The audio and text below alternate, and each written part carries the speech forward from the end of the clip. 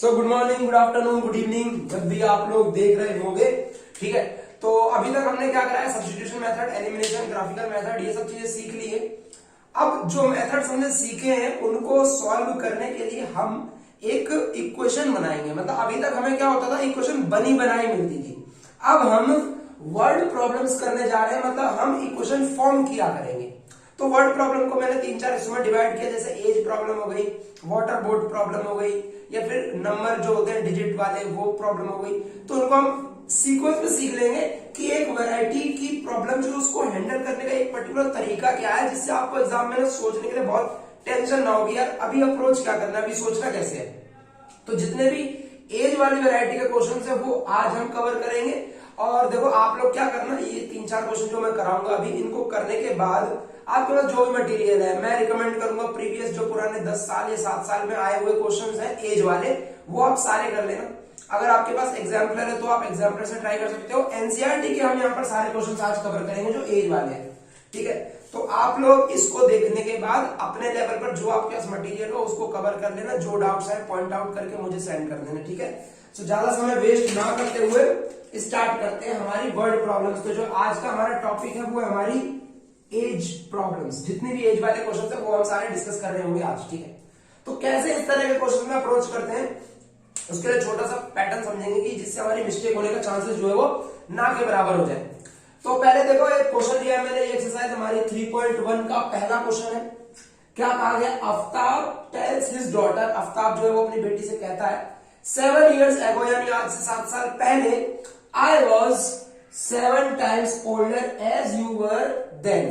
तो यहाँ पे कुछ वर्ड्स यूज हुए, जैसे यहाँ पे क्या यूज हुआ है, टाइम्स। देखो टाइम्स का मतलब क्या होता है, टाइम्स मीन्स होता है मल्टीप्लाई। टाइम्स मीन्स क्या होता है, मल्टीप्लीकेशन। मल्टीप्लीकेशन। अगर मैंने कहा आपसे I am 2 times as old as you, मतलब मैं तुम्हारी उम्र का दुगना हूं, यानी कि तुम्हें अपनी एज को 2 से मल्टीप्लाई करना है। तो टाइम्स जो वर्ड यूज होता है वो मल्टीप्लीकेशन के लिए यूज होता है, ये ध्यान रखना है, क्योंकि हमें इसी तरह के हिंट कीवर्ड समझने पड़ेंगे। ठीक है, नेक्स्ट आगे बढ़ते हैं। ऑल्सो, इसके अलावा 3 years from now। From now means होता है आज से। फ्रॉम नाउ का मतलब क्या होता है, आज से, मतलब आज से 3 साल के बाद। फ्रॉम नाउ मतलब आज से देखो तो 3 साल के बाद क्या होगा। ठीक है, यहां पर एक वर्ड अगले क्वेश्चन में आएगा हेंस। हेंस मतलब भी होता है बाद में। ठीक है, तो आई शैल बी, मैं हो जाऊंगा 3 times as old as you will be। आप जितने साल के हो जाओगे मैं उसका 3 गुना हो जाऊंगा, ये वो बंदा कह रहा है। तो भाई दोनों केसेस को हमें एनालाइज करना है। हमारे पास क्या है, इस चीज को ग्राफिकली शो करना है। तो हम मान लेंगे let the Aftab's present age be X. हमें हमेशा एज वाले प्रॉब्लम्स के अंदर प्रेजेंट एज पूछी होगी जनरली, तो हम उनकी प्रेजेंट एज को एक्स मान लेंगे। दूसरा क्या है, and his daughter, and his daughters present age be Y. हम उसकी डॉटर की प्रेजेंट एज को y मान लेंगे और आफ्ताब की जो प्रेजेंट एज है उसको x मान लेंगे। यहां तक बात क्लियर है। अब यहां पर जरा मैं दिखाता हूं आपको कि कैसे आप इसको करोगे ज्यादा से ज्यादा प्रॉब्लम ना करते हुए। यहां पे आप आफ्ताब को ले लो और यहां उसकी डॉटर को ले लो। ठीक है भाई, तो यहां मैं साइड में लिखते जाऊंगा कि मैं किस इंसिडेंट की बात कर रहा हूं। तो मैं बात कर रहा हूं किसकी, प्रेजेंट टाइम की। तो प्रेजेंट जो एज है वो आफ्ताब की x है और डॉटर की y है। तो हमें दिया गया है केस नंबर 1। केस नंबर 1 में क्या कहा गया है, 7 years ago, आज से 7 साल पहले। यानी कि अगर केस 1 की मैं बात करूं तो यहां क्या लिखना है, 7 years ago। 7 साल पहले क्या हुआ होगा, इसकी एज 7 कम होगी, x - 7 होगी आफ्ताब की एज, और डॉटर की जो एज है वो y - 7 होगी। अगर मान लो अगर आज डॉटर 10 साल की है तो 7 साल पहले 10 - 7 ऐसे निकालो ना, 3 साल की होगी। अगर मान लो आज आप 20 साल के हो तो 7 साल पहले यानी कि 13 साल के हो गए, तो माइनस करते ना। तो भाई प्रेजेंट एज इनकी x और y है, मैंने कहा 7 साल पहले कितनी होगी, इसकी x - 7 होगी और इसकी y - 7 होगी। इन दोनों में रिलेशनशिप दे रखा है, क्या दे रखा है, I was 7 times, यानी कि जो आफ्ताब की एज थी वो उसकी डॉटर की 7 गुना थी, यानी 7 से मल्टीप्लाई करके आएगी। तो जो इसकी एज है वो इसकी एज में अगर मैं 7 मल्टीप्लाई कर दूंगा तो आ जाएगी। तो आपको एक क्वेश्चन मिल गई क्या, x minus 7 is equal to 7 into Y minus 7। ये इक्वेशन हमारी नॉर्मल इक्वेशन नहीं है, इसको स्टैंडर्ड फॉर्मेट में कन्वर्ट करेंगे। तो जरा इसको सिंप्लीफाई करेंगे हम। ये 7 मल्टीप्लाई करो, 7y माइनस 7 7 या 49, ठीक है भाई।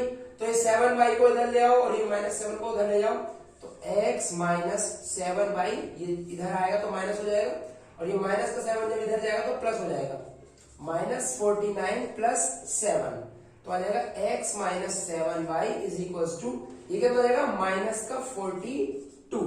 अब बढ़िया सी इक्वेशन हमें दिख रही है, इसे मैं कह दे रहा हूं इक्वेशन नंबर 1। यहां तक बात क्लियर है, इसे मैंने कह दिया इक्वेशन नंबर 1। हमारा क्या आ गया, x minus 7y is equal to minus 42। अब इसी तरह से हमें केस 2 दे रखा है। केस 2 क्या कहा गया है, I shall be 3 times as old as you will be, मतलब तुम जितने भी साल के हो जाओगे मैं उसका 3 गुना हो जाऊंगा। तो यहाँ पे देखो, इसे आप नोट कर लो, ठीक है, इसे आप नोट कर लो। मैं यहाँ पे जगह इधर चलो यूज कर लेता हूँ, यहां यूज कर लेता हूं। तो आज से क्या है, 3 साल के बाद, तो मैं यहां लिखूंगा कौन सा, केस 2। केस 2 की बात क्या है, 7 इयर्स एगो था केस 1, यहाँ पे है 3 इयर्स आफ्टर, 3 इयर्स आफ्टर, ठीक है। यहां लिखा है ना 3 इयर्स फ्रॉम नाउ, लिख रहा है 3 इयर्स फ्रॉम नाउ, मतलब 3 साल के बाद क्या होगा, जो आफ्ताब की एज है वो कितनी हो जाएगी, x प्लस 3 हो जाएगी। अगर आज उसकी x है तो 3 साल बाद x प्लस 3 हो जाएगी। ऐसी डॉटर अगर आज y है तो उसकी क्या हो जाएगी, y प्लस 3 हो जाएगी। बोल रहा है आई शैल बी 3 टाइम्स, मतलब मैं 3 गुना हो जाऊंगा, कौन, आफ्ताब। तो आफ्ताब की जो एज है वो डॉटर की एज की 3 गुना हो जाएगी, यानी इसमें 3 से मल्टीप्लाई करेंगे, पूरे में करेंगे, ठीक है। अब इसको भी सिंप्लीफाई करना है, तो सिंप्लीफाई कैसे करोगे, ये हो गया आपका x प्लस 3 और यहाँ पे क्या रहेगा, ये 3y प्लस 3 3 जा 9, ठीक है। 3y को इधर लाएंगे और 3 को उधर ले जाएंगे, तो हमें इक्वेशन क्या मिलेगी, x minus 3y is equal to, यहाँ पे 9 है ना, ये 3 उधर जाकर के सब्ट्रैक्ट हो जाएगा, आ जाएगा 6। ये होगी आपकी इक्वेशन नंबर 2, ठीक है भाई। तो ये होगी आपकी इक्वेशन नंबर 1 और ये होगी इक्वेशन नंबर 2। अब इन दोनों इक्वेशंस को आपको, जो आपने 3 मेथड सीखे, कौन कौन से, सब्स्टिट्यूशन, एलिमिनेशन, अलजेब्रा और ग्राफिकल मेथड, इन मेथड्स में से किसी से भी अप्लाई करके आप आंसर निकालोगे कि x क्या है और y क्या है, मतलब आपकी प्रेजेंट एज और डॉटर की प्रेजेंट एज क्या है। तो आई थिंक इसमें बहुत कुछ मुश्किल नहीं होगा, अगर आप ज्यादा हवा में नहीं करके चीजें पेपर पे इस तरह से रिप्रेजेंट कर लोगे और फिर अप्रोच करोगे तो ज्यादा कुछ मुश्किल नहीं होगा। और यस, अगर आपको चीजें आती है तब भी अच्छी बात है, नहीं आती तब भी अच्छी बात है। आपको ये जो वर्ड्स यहाँ पर है ना, टाइम्स, एक्सीड्स, डिफर, इन वर्ड्स का जो मीनिंग है, मैथमेटिकल मीनिंग, उन पर फोकस जरूर करना चाहिए। जहां पर टाइम्स वर्ड आएगा वहां मल्टीप्लाई होगा, जहां एक्सीड्स आएगा, जहां डिफर आएगा, अभी हम उसकी बात करेंगे, ठीक है। तो इसको आप नोट करें, अगला क्वेश्चन करते हैं।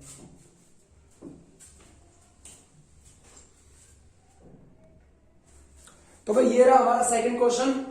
इसमें क्या कहा गया, देखो 2 कैरेक्टर है, जैकब है, ओके, और उसका सन है, बेटा। तो कह रहे हैं 5 इयर्स हेंस, हेंस मीन्स यहां पर किसके लिए यूज होगा, बाद के लिए, हेंस मीन्स थोड़े बाद में, यानी 5 साल बाद क्या होगा, द एज ऑफ जैकब, यानी जैकब की एज जो है, will be 3 times that of his son, उसके सन की एज की 3 गुना हो जाएगी, ओके। फिर क्या कहा गया, 5 इयर्स एगो, एगो मीन्स 5 साल पहले जैकब की जो एज थी वो 7 टाइम थी, किसकी, उसके सन की। तो सन की जितनी भी एज होगी, जैकब की एज उसकी 7 टाइम्स थी। अब आप लोग क्या करेंगे, इस क्वेश्चन को पढ़ करके, जैसे मैंने अभी क्वेश्चन फॉर्म की थी, ट्राई मारो और निकालो what are their present ages. Video pause करो और ट्राई मारो कि इनकी प्रेजेंट एजेस क्या है, और मुझे चैट में बताओ भी कि आपने अभी के अभी इसको ट्राई किया है। अब मैं इसका सॉल्यूशन करा रहा हूं, तो आपको पहले सॉल्यूशन नहीं देखना, पहले खुद अटेम्प्ट करना है, ठीक है। तो सॉल्यूशन क्या है, देखो मैंने क्या कहा यहां पर, let their present ages be X and Y, let the present age of Jacob be X years. हम जैकब की एज को एक्स मान लेते हैं, and his sons age be Y, और उसके सन की एज को हम वाई मान लेते हैं। तो करंट सिचुएशन के अकॉर्डिंग देखूंगा मैं, यहां पर कौन है जैकब और यहां कौन है उसका सन। तो प्रेजेंट एज मैंने क्या मानी है, प्रेजेंट एज मैंने मानी है एक्स और वाई, ठीक है। केस नंबर 1, केस 1 क्या है, 5 years hence, 5 years hence, यानी कि 5 साल के बाद जैकब की एज कितनी हो जाएगी, x प्लस 5 हो जाएगी, सन की एज कितनी हो जाएगी, y प्लस 5 हो जाएगी। अब क्या कहा गया कि 5 साल बाद जैकब की जो भी एज है वो 3 टाइम्स होगी, 3 टाइम्स होगी किसकी, सन की एज की। तो सन की जितनी भी एज है उसको 3 की मल्टीप्लाई करेंगे हम, ठीक है। तो यहां पर हम करेंगे इसमें 3 से मल्टीप्लाई और वो इसके इक्वल हो जाएगा, यानी जैकब की एज सन की एज की 3 टाइम्स है। इसको सिंप्लीफाई करेंगे, एक स्टैंडर्ड इक्वेशन बनाएंगे, तो x plus 5 is equal to ये कितना होगा 3y, और ये हो गया प्लस 15, 3 5 15, ठीक है, ओके। तो अब इन सबको इधर लेके आओ, x माइनस 3y, ये प्लस का 5 है, उधर जाएगा तो माइनस हो जाएगा ना, तो is equal to 10, equation number 1। यहां तक बात ठीक है। अब मैं बात कर रहा हूं किसकी, केस नंबर 2, 5 years ago, यानी 5 साल पहले। तो यहां पे मैं डाल दूंगा क्या, केस 2, केस 2 में क्या आ जाएगा 5 years ago, यानी 5 साल पहले। 5 साल पहले क्या होगा, जैकब की एज और सन की एज कम रही होगी, तो जैकब की एज कितनी होगी 5 साल पहले, x माइनस 5 होगी, और सन की कितनी होगी, y माइनस 5 होगी। आज अगर y साल का है तो 5 साल पहले y माइनस 5 का होगा ना। अब इन दोनों की एज के बीच में दे रखा है कि जैकब की जो एज है वो 7 टाइम्स होगी उसकी सन की एज की। तो सन की एज में हम 7 से मल्टीप्लाई करेंगे तो जैकब की एज मिल जाएगी। अब इसको भी सिंप्लीफाई करके ऐसे इक्वेशन बनाएंगे हम। तो ये हो गया x minus 5 is equal to कितना हुआ 7y माइनस 7 5 35, ठीक है भाई, ये हो गया 35। ये 7y को उधर लेके आऊंगा, माइनस 5 को उधर लेके जाऊंगा, तो जाएगा x माइनस 7y। अभी जब मैं माइनस 5 है उधर ले जाऊंगा तो क्या हो जाएगा, ये हो जाएगा प्लस 5, है ना, माइनस है उधर जाएगा तो प्लस हो जाएगा, इज इक्वल टू है यहाँ पर, ओके। तो x minus 7y is equal to यहाँ पे कितना हो जाएगा माइनस 30। ये होगी हमारी इक्वेशन नंबर 2। अब हमें कुछ नहीं करना है, हमारी जो इक्वेशन नंबर 1 और इक्वेशन नंबर 2 है इन दोनों को सिंप्लीफाई करना है, सॉल्व करना है और अपना आंसर निकालना है। तो मैं इनको सॉल्व किस मेथड से करूंगा, सॉल्विंग, मैं इनको एलिमिनेशन मेथड से करूंगा। देखो इक्वेशन 1 है, इक्वेशन 2 है, इसमें एलिमिनेशन मेथड लगाऊंगा अगर, तो देखो x सेम है ना दोनों में, तो x हमारा कैंसिल हो सकता है, एलिमिनेशन कल मैंने सिखाया था, ठीक है। तो एलिमिनेशन करूंगा मैं, यहां पे क्या लिखूंगा, सब्ट्रैक्ट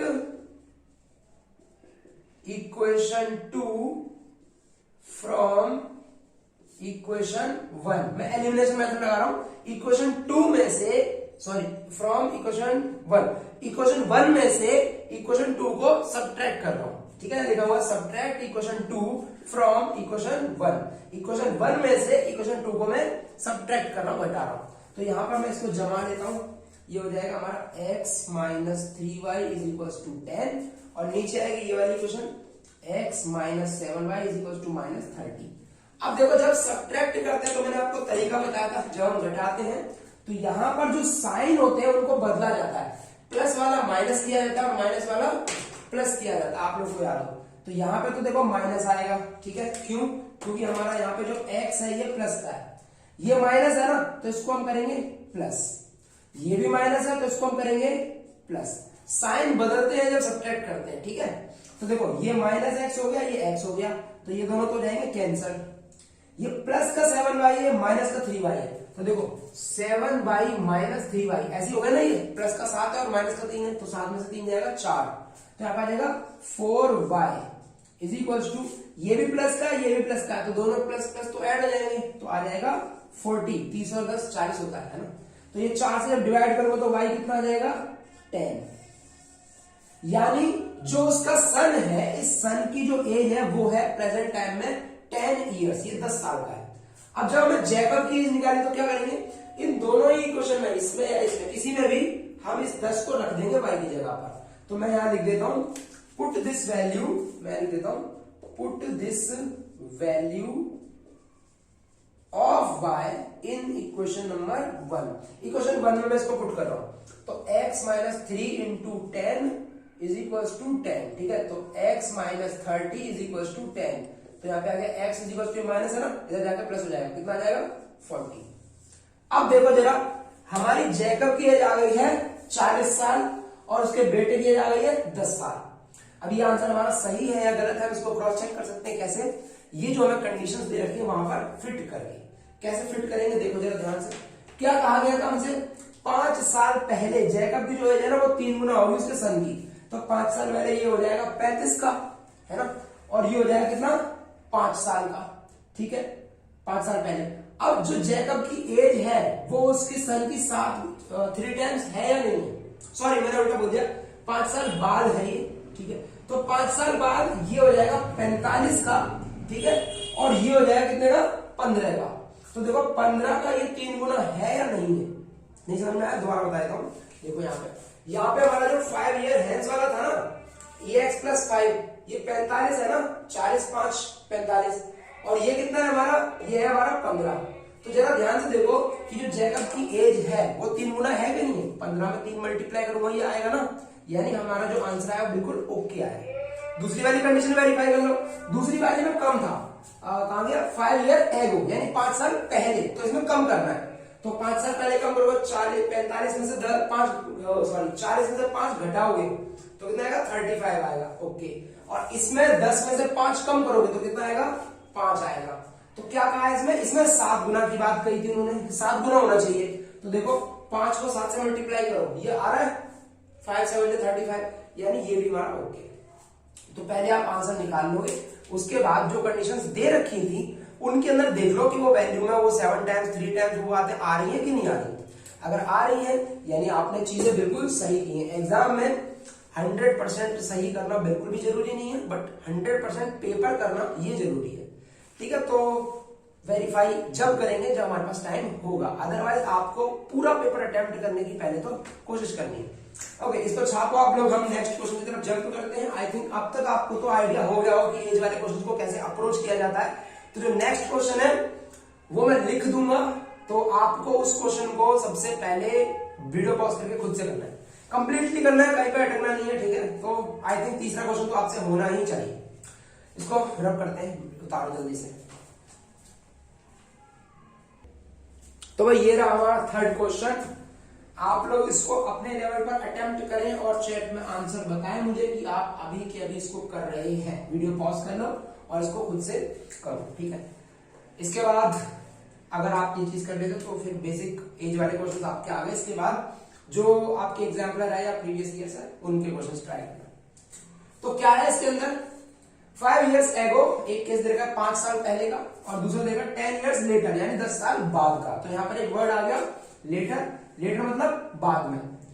तो 5 years ago Noori was thrice, thrice means, thrice मतलब होता है 3 गुना, 3 टाइम्स को थ्राइस लिखते हैं, ठीक है। क्या लिखते हैं हम? थ्राइस मतलब 3 टाइम्स, ठीक है। ऐसे ही दूसरा वर्ड यूज किया है यहाँ पर, क्या? ट्वाइस, ट्वाइस मतलब 2 टाइम्स, ओके। ट्वाइस का मतलब क्या होता है? 2 टाइम्स, ओके।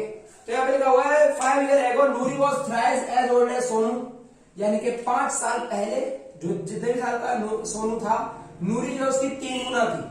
अगर मान लो 5 साल पहले सोनू 5 साल का था तो नूरी 15 की होगी, है ना, 5 into 3। अगर वो 2 साल का था तो नूरी 6 साल की होगी, 3 गुना होगी ना, 2 into 3। बस ये वाला केस है। फिर कहा गया 10 years later, 10 साल के बाद, 10 साल के बाद सोनू जितने भी साल का होगा नूरी उसकी दुगनी हो जाएगी। अगर मान लो सोनू 10 साल का होगा तो नूरी 20 की हो जाएगी, अगर सोनू 20 का होगा तो नूरी 40 की हो जाएगी। ऐसा कुछ है यहाँ पर, ठीक है। तो इस क्वेश्चन को कैसे करेंगे हम? वही लॉजिक, प्रेजेंट एजेस को हम क्या मान लेंगे? एक्स और वाई। अब मैं इसको कंप्लीटली सॉल्व करके दिखा रहा, जैसे पिछले 2 क्वेश्चन में करके दिखाया है, आपको ये खुद करना है, ठीक है। मैंने नूरी को एक्स मान लिया और सोनू की एज को वाई मान लिया। तो दे रखा है पहला केस, यानी कि केस नंबर 1। केस नंबर 1 क्या करेंगे? नूरी की एज क्या 5 साल पहले जितनी भी थी, सोनू की एज 5 साल पहले जितनी भी थी उसकी 3 गुना के बराबर है ना, थ्राइस, ठीक है। इसको सिंप्लीफाई करो, क्या बनेगा ये? x minus 3y is equal to minus का 10, इक्वेशन नंबर 1 हो गई है, सही है। इसको आप सॉल्व करोगे, यही आएगी। दूसरा केस देखता हूं मैं। दूसरा केस क्या है? 10 साल के बाद, 10 साल के बाद नूरी तो हो जाएगी x प्लस 10 साल की और सोनू हो जाएगा y प्लस 10 साल का। तो जो सोनू की एज है उसकी दुगनी जो है वो नूरी की एज के बराबर होगा, यानी कि इसको मैं 2 से मल्टीप्लाई करूंगा। सही है बात। तो ये आ जाएगा x minus 2y is equals to 10, equation number 2। तो भाई ये इक्वेशन 1 और 2 हो गई, दोनों को सॉल्व करना है। मैं कौन सा मेथड लगा दूं, एलिमिनेशन लगाया था, सीधी सी बात है, इसके नीचे लिख लूंगा मैं इसको 20। अब देखो मैं दोनों इक्वेशनों को सब्ट्रैक्ट कर रहा हूं, इस पे माइनस आएगा, इस पे क्या आएगा प्लस, और इस पे क्या आएगा माइनस। देखो ये दो तो कट जाएंगे, ये माइनस 3y में से अगर 2y को मैं घटाऊंगा, देखो यहाँ पे क्या है माइनस 3y है और प्लस का 2y है, तो माइनस प्लस को सब्ट्रैक्ट होता है, तो यहाँ पर आएगा y, लेकिन बड़ा तो ये है ना, इसलिए माइनस का साइन आएगा। सही है भाई। अब ये माइनस माइनस माइनस माइनस तो ऐड हो गई, तो आ जाएगा ये 30, लेकिन बड़ा ये है इसलिए इसका माइनस साइन आएगा, तो ये माइनस से माइनस कैंसिल कर दूंगा, तो y आ जाएगा कितना 30, यानी y 30 साल आ गया। इसका मतलब सोनू जो है वो आज की डेट में 30 साल का है। अब मुझे नूरी की एज निकालने, क्या करूंगा मैं, इस इक्वेशन में y की जगह पे पुट कर दूंगा, नूरी की एज आ जाएगी।